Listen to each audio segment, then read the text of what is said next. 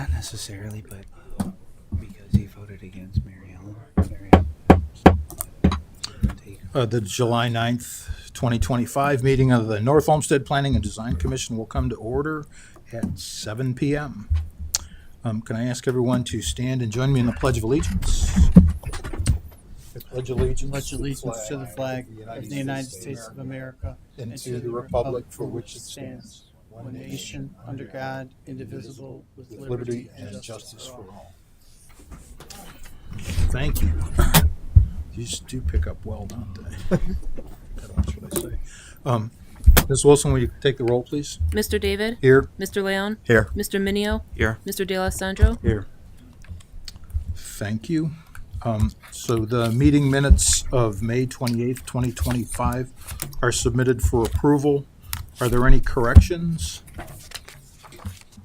Not hearing any. I'd like to make a motion to approve the minutes of May 25th. Can I get a second? Second. Thank you. All in favor? Aye. Aye. Any opposed? None. They're adopted. Thank you. The meeting procedure here is the cases will be called in order of the agenda. We only have one item on the agenda.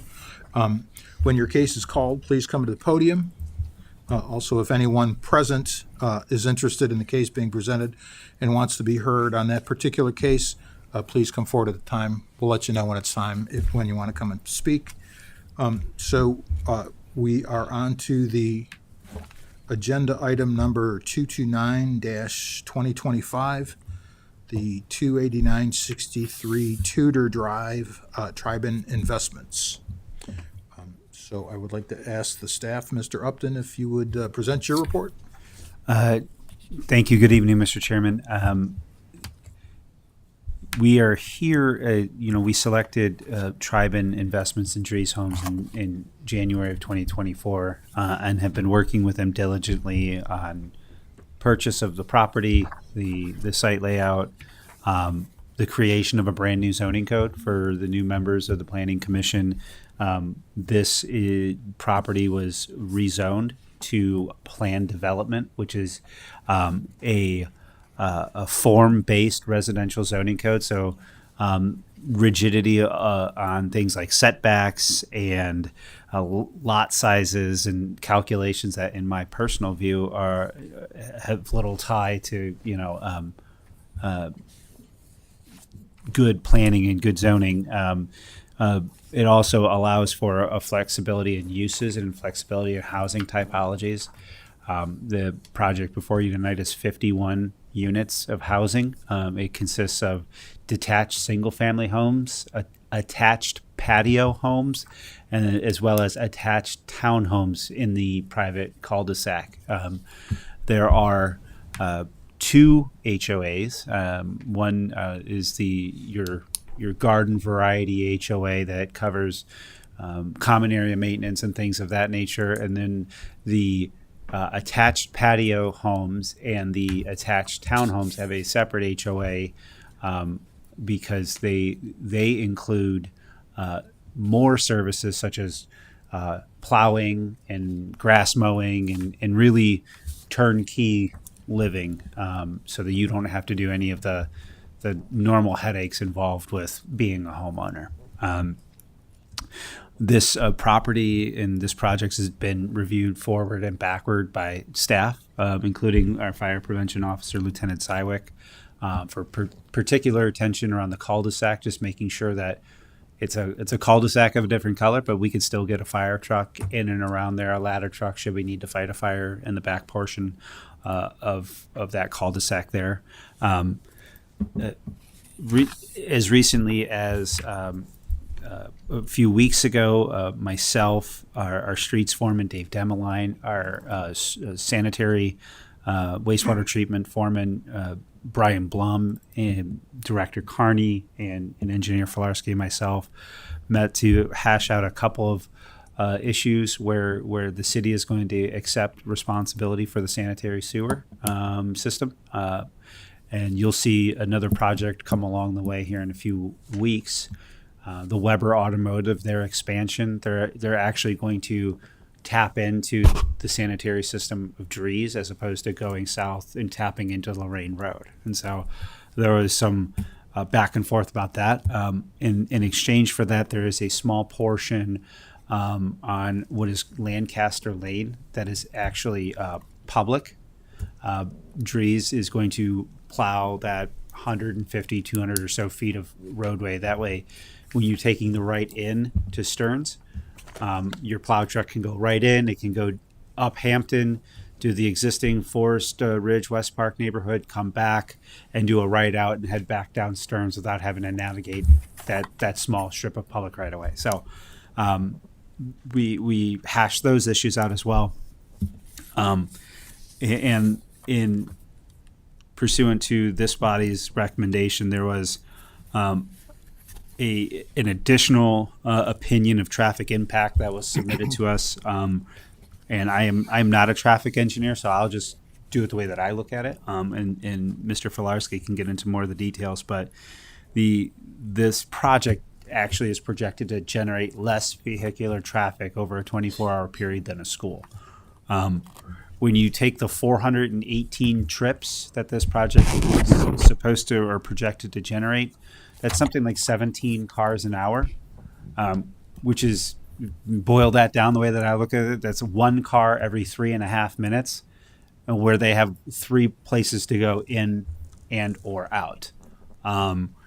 So suffice it to say, there is little to no impact. Moreover, in kind of hearing the resident concerns about potential cut through, I myself took a stopwatch and did the cut through, and then came back around and went down Stearns Road. And you save no time by cutting through when you could, go down Stearns and head north. So I believe the thought that this creates a cut through or creates a spillover effect, I just don't see it happening, because you could get to where you're going north on Stearns a lot faster than cutting through going down Lansing. So, I believe we've answered all the questions relative to the preliminary plan. Look forward to any questions from this body, Mr. Chair. Thank you very much. Mr. Filarski? Thank you, Mr. Chairman. We've been reviewing the initial preliminary plans, providing comments back to the applicant, and also they have submitted 2 sets of plans since then, and we've been addressing our comments throughout. So they are meeting our requirements for our various subdivision standards, all our infrastructure requirements. The stormwater management will be handled by a pond on the northwest corner that will discharge to Stearns Road, and a somewhat smaller discharge to the existing system on Hampton, because that's the way the site with the school had worked prior to this situation.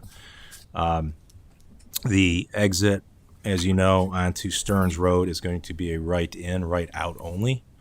There will be a raised island in the middle to direct traffic in the proper directions.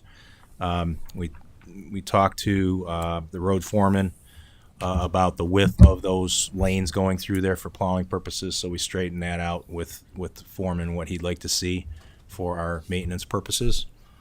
As Director Upton said, the traffic was looked at in a couple of ways. The main way was using the trip generation analysis that resulted in the highest peak hour of 38 vehicles per hour, well below the 100 vehicles per hour that kicks in a requirement of a full traffic study. There is, on an environmental end, there is a small area of wetland on the site, like 0.13 acres. So they had a jurisdictional letter received from, or agreed to and received from the Army Corps of Engineers, so they're working through permitting to disturb that area. And that concludes my report. Thank you, Mr. Filarski. Mr. Chairman, if I may, I did, Please. as the law director, just flipping through, the other condition was a submittal of the covenants of the HOA. We are in receipt of the covenants of the HOA as well. Thank you. Mr. Chairman, members of the commission, yes, the law department has reviewed the declaration of covenants. I reached out to the attorney that was on the document, so he had a brief discussion. This private subdivision will be provided trash removal. A lot of times a private subdivision like this will have its own private trash pickup, but Max confirmed that this will be included. Private streets are to be plowed and repaired through the association. So I didn't see that leaping off the page, and I asked him if he would verify that and make sure that it's explicit, so that the homeowners of the future are not expecting the city to replace their private streets. As far as the snow plowing is concerned, it still sounds like a shared responsibility where the city is going to be plowing some, but not the private circle. Correct. And the point of the covenants is to put the homeowners on notice of that. So I'm going to offer that as a condition. It's probably in here in a general way, and I'm looking for it to be more crystal clear. And Mr. Chairman, I would commend the work that's been done to put this project together. It's certainly the biggest residential development that the city has seen in decades. It's a very appropriate a use of this property because it completes a neighborhood. It's consistent with the existing zoning, and generally the concept of off-site traffic conditions. Those are it's not something that is generally controlled by zoning codes. The traffic is there, and it's going to be there. And in fact, the cut-through traffic that has been described is existing. It's not created by a new development. The neighbors or neighborhoods are better to be interconnected than to be isolated, so that the traffic can flow. And I would certainly again commend the administration and the applicant and recommend approval of this PD development. Thank you. Thank you, Director O'Malley. So we are up to a presentation from the applicant. If you have, now's the time to come up. Start with your name and address, and we'll begin. Hi, my name is Hannah Cohan. I'm with Triban Investment. The address is 7555 Friedel Drive, Painesville, Ohio.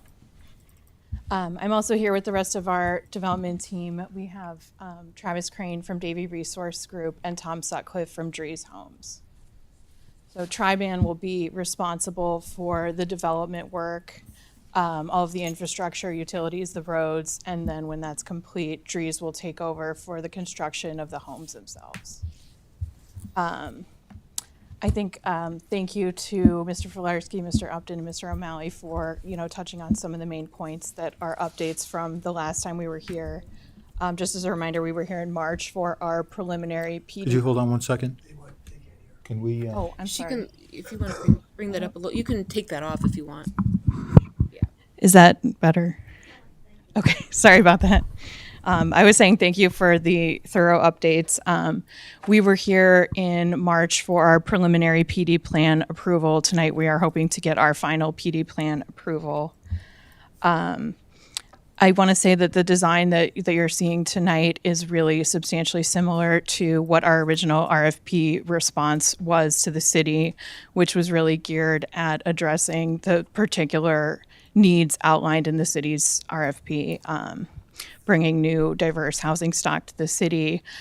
We focused on hitting the targets specifically mentioned, and there's nothing that we're presenting tonight that is substantially different from what we came in with originally. So we're happy. There should hopefully be no surprises. I think it's already been touched on, but we did provide the additional information requested on the traffic and the HOA documents.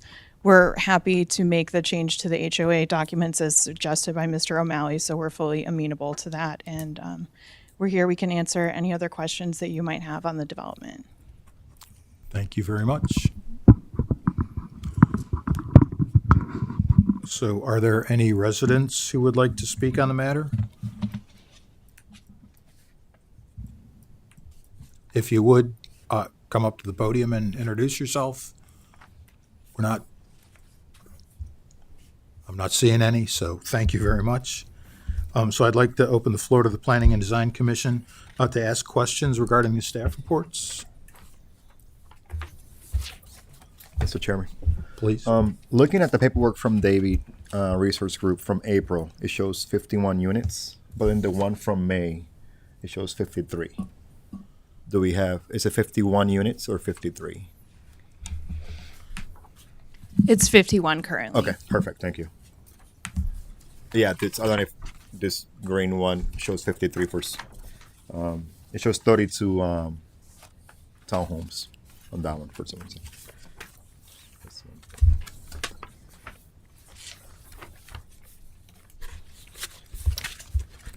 Commissioner Leone, other questions? Not at the moment. Great. Others? I have a question. The two public park areas within the development, help me understand. I thought I understood one is for the residents of the HOA, but there was a second area that it sounded like was also available to the surrounding residents as a park area. Did I read that correctly or? Yes, that's correct. There's the large area when you first come into the development at Hampton and Lancaster would be open to the full development, any neighboring developments. And there's one that's tucked more into the cul-de-sac near the patio homes where the secondary HOA is, and that would be more for the residents specifically of the patio home area in that secondary HOA. Okay, great, thank you. Others? Yeah, I have a couple questions to walk through. One is, do you currently have an idea of how it would connect with public transit, RTA specifically, or if paratransit would be able to get and access the subdivision here? We don't have any concrete plans for that at the moment. Okay. The turn northbound on Lancaster Drive, do we know there's a good line of visibility turning right there, the right in, right out? I know there's 3 sections of the sound wall being removed. Has that kind of been looked at as far as a line of sight visibility? Yes? Yes, it is. Okay, great. It is good line of sight. Okay. And I just have one more final question. As far as ADA compliance in these areas, I noticed there are some parking spots that are marked with handicap, but the park areas, they're all ADA compliant. The sidewalks and the circulation will be ADA compliant, as well as one of the guest parking spots provided. Okay. All right. No questions. Thank you. So I heard, I'm not sure, I think it was Director Upton, you mentioned that there were 2 separate HOA agreements, one for the private area and one for the public area? Correct. And so I would invite, Because I only have one here, so I'm just curious on how that's going to work. Tom Sutcliffe, land manager for Trees Homes, 6860 West Snowville Drive, Brecksville, Ohio. Yeah, there will be one umbrella association that manages all 51 homes.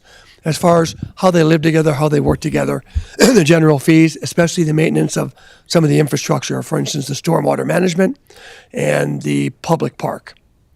The second, under the umbrella, smaller HOA would be simply for the private street.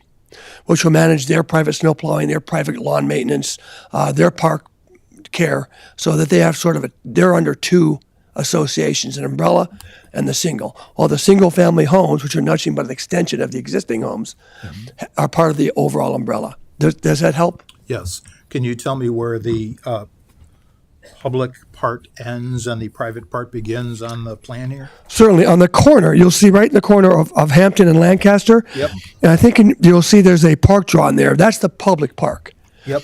That's just a term of art. It's just public, so anyone can go there anytime. Right. Anyone that lives there, including the current residents that are there today. While back in the cul-de-sac, which is the oblong, that is a private park for the private street and the residents who are in the attached living. I get that. I'm curious as far as like road maintenance and that. Certainly. So We've agreed where with does the this. city plow end and the You got private it. plowing begin? As Mr. Upton explained, for directional purposes, when you come from Crocker Stearns Yep. and come east, the plow will take an immediate left and go down Hampton with no obstruction. From that T intersection eastward will be taken care of by the association. This will be taken care of by the association, which will allow our trucks to come right in, go up, come back out. So That way the park all the way back around the cul-de-sac is all the private part. Okay. That way the plow doesn't have to navigate. Right. And the plows that the private association will use will be a smaller pickup truck type plow, not the industrial sized plows that the city used. Right. Okay. And so this agreement that we got is the general agreement? Correct. We are looking for comments from legal, and which we have. And he's talked to our lawyer. We're going to put the updates in. Okay. And so that's Director O'Malley. I hate to punt this and say until it's good with you, because I would. No. You can make that a condition of approval, and these things will be tied up as a condition of approval, and I'm sure we'll be seeing these edits before it goes to council and before it proceeds. Okay. So And that condition can carry along, as So- well as any others that you might even as want. I read this one, I don't see it clearly stated that, in the overall one, the city's going to maintain the roads. Which roads and who else maintains a private Right. road? So, There is also a maintenance obligation on the common areas and the park, which is good. However, I don't know of any way to control this. In the course of the city's history, we've had homeowners associations that go belly up, and then they abandon their common area yard signs or monument signs or other circles, and the city ends up looking after them. I don't know how that can be managed or controlled. 30 years from now, these residents decide they're not willing to look after that stuff. The If I- obligation is there on the association, okay. and I'm just saying we've seen it in the past, and the city usually steps up. Okay.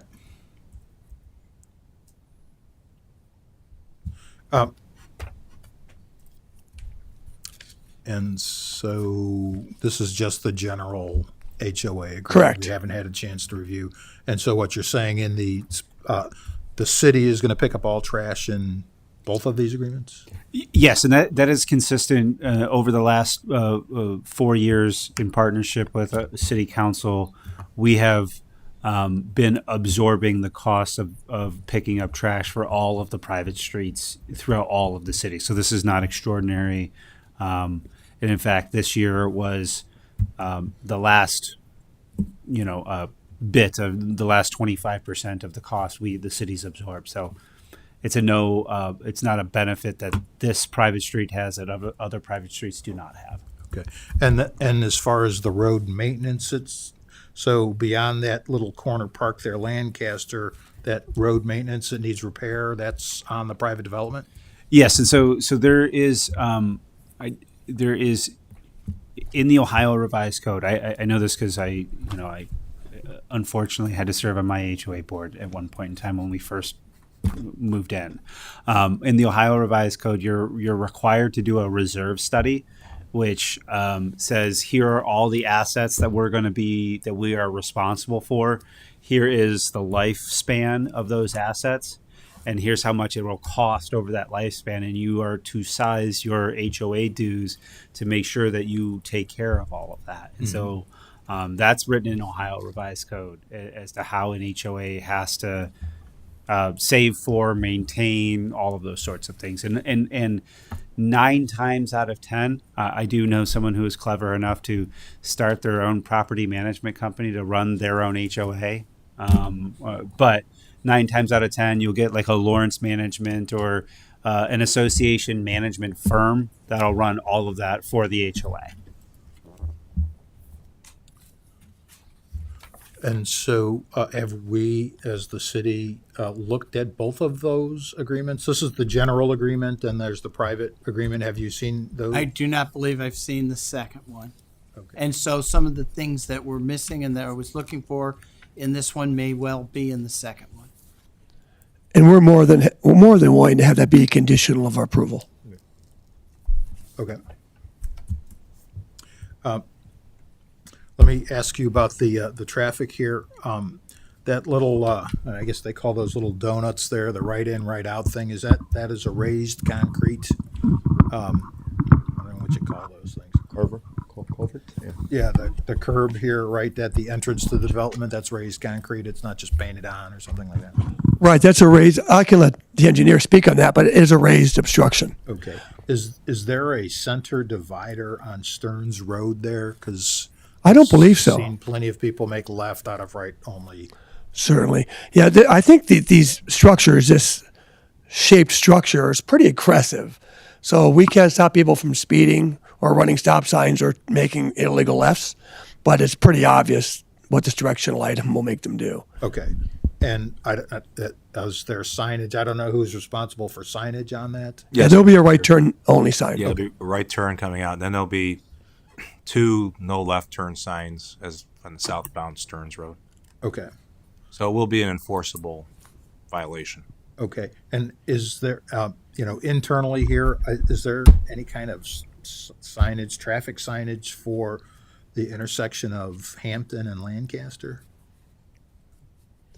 We actually want that to be a multi-stop intersection. We want to discourage the cutting through and people using that as a cut through. So I believe we have it designed as a 3-way stop sign right now. Okay. There'll be 3 stops. There'll be a stop exiting Lancaster, a stop coming in from Stearns on Lancaster, and a stop coming south on Hampton. So that T intersections there is going to have stop on all directions? Correct. Great. Is there, so when Hampton exits out to Tudor Drive, there is, I think, currently a stop sign there? Yeah, there Will it is. Remain? Correct. Okay. Yeah, we don't have any jurisdiction over that, but it's there today. Right. And Max, I might have misspoke. I don't know if northbound on Hampton, if there's a stop sign leaving the school. I'm assuming there is. There is, and we expect that to remain to slow traffic down. Okay, great. As I look through this HOA agreement, we talked about an easement for the natural area surrounding the property by West Creek Conservancy. Mm-hmm. That's a recorded easement that goes on the deed once the plat gets recorded. Okay. And then when you actually go to search it up at the county recorder's office, those easements will show up the same way a utility easement will show up.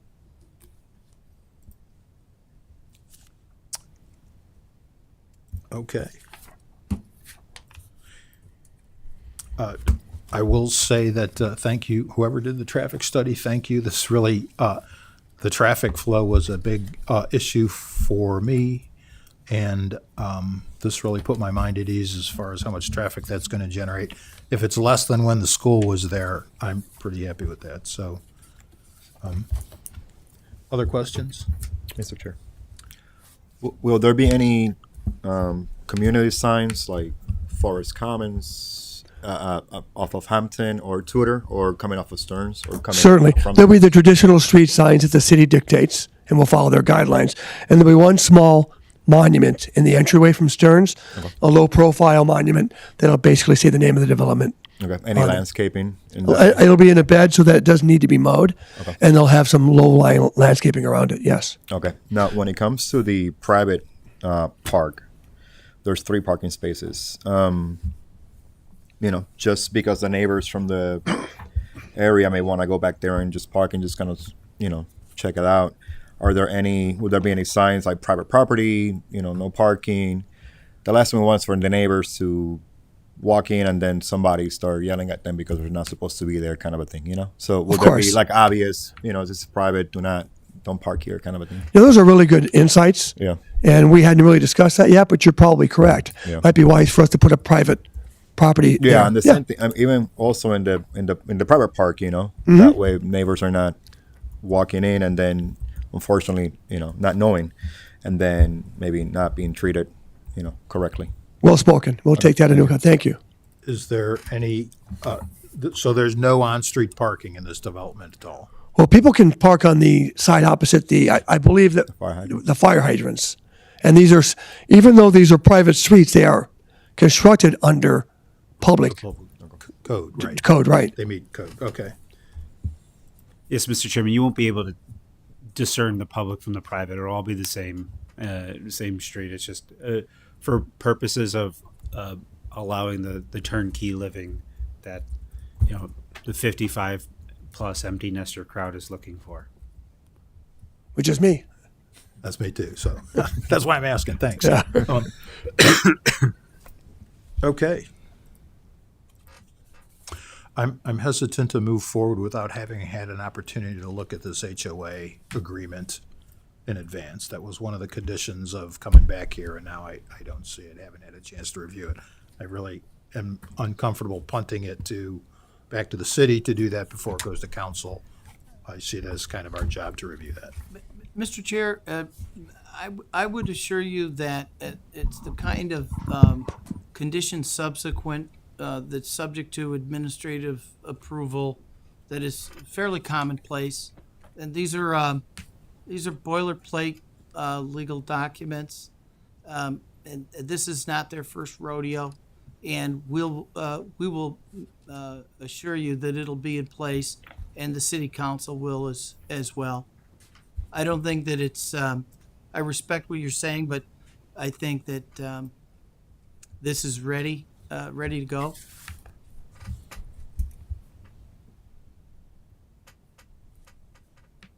Okay?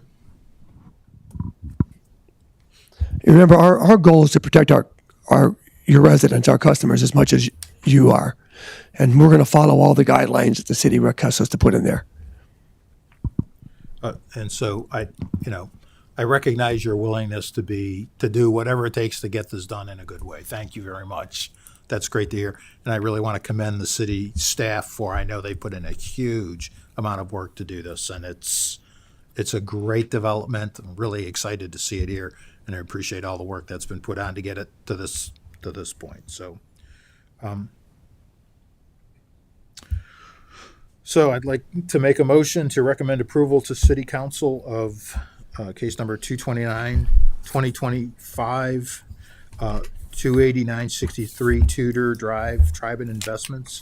Can I get with the condition that The HOA declarations and covenants must include maintenance obligations imposed on the HOA, including private roadways for their maintenance, repair, and replacement, and any snow plowing, as well as a maintenance of the private park areas and its landscaping. great. Do we have that recorded? It's recorded. Fabulous. Okay, because I'm not going to be able to say that again. Okay. With that condition, can I get a second? Second. Thank you. So now I'd like to open it up to the commissioners for our internal deliberation on this before we take a vote. Questions, comments among ourselves for this? I, for one, am very excited about the project. I think the city needs new residential development. These are wonderful. I think they're priced right for the community. They're nice. And so my biggest concern was about the traffic flow on this area. I was afraid that opening up that entrance and exit onto Stearns was going to be a big traffic nightmare. Looking at this traffic study submitted, that It's actually going to generate less traffic than when the school was there.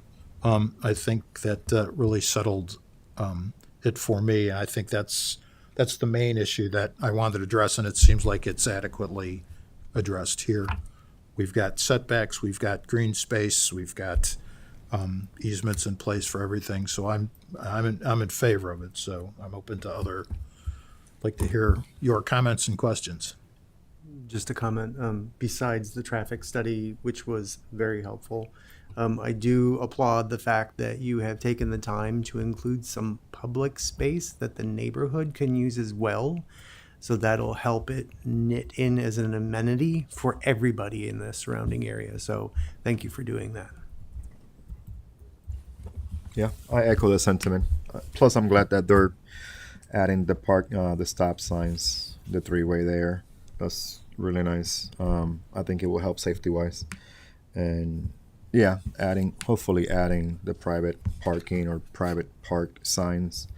That way, nothing off-putting happens with the residents and stuff like that. So yeah, I'm excited. Yeah, I'm excited as well, and I appreciate the collaboration between the city and the team there, and it's respectful and serious and much appreciated. So looking forward to it. Well, not hearing anything further, I think we have a motion on the table. Let's take a vote. Mr. David? Yes. Mr. Minio? Yes. Mr. De Alessandro? Yes. Mr. Leon? Yes. Motion passes. Thank you very much. Thank you very much for presenting. Good. Thank you. At this point, I'd like to, if there's any communications. Just that we will be having a second meeting in July. I expect to see a development proposal in front of this body for a Chase Bank wealth management office that will replace the Harry Buffalo. It passed BZPA last night on some Monday night on some setback variances, and we're really excited about that project as well. So we'll see you back here, same time, same channel, and we do have an architect who has submitted her credentials as well, and have identified a citizen who is got a really nice background in planning and economic development. She actually works in the economic development department for the city of Cleveland and is a North Olmsted resident. And so she's excited, working through some conflict stuff with in-house counsel with the city of Cleveland. But we hope that after city council gets back from recess in August and they go through the intergovernmental interview, that we'll be back to our full complement minus our landscape architect, the elusive landscape architect. So with that, that's all I have, Mr. Chair. Thank you very much. Any other communications? Not hearing any. The meeting is adjourned at 7:38. Thank you.